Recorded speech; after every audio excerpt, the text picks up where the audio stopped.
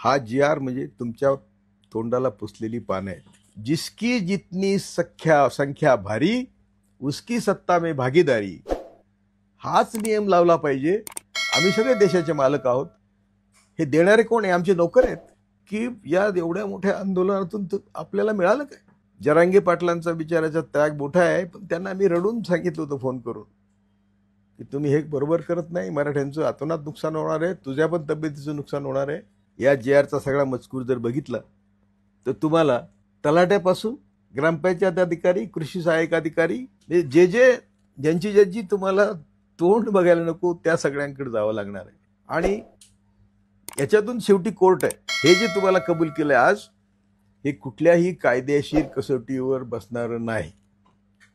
आणि त्यामुळे हा जी आर बघून मी तर हतबल झालो.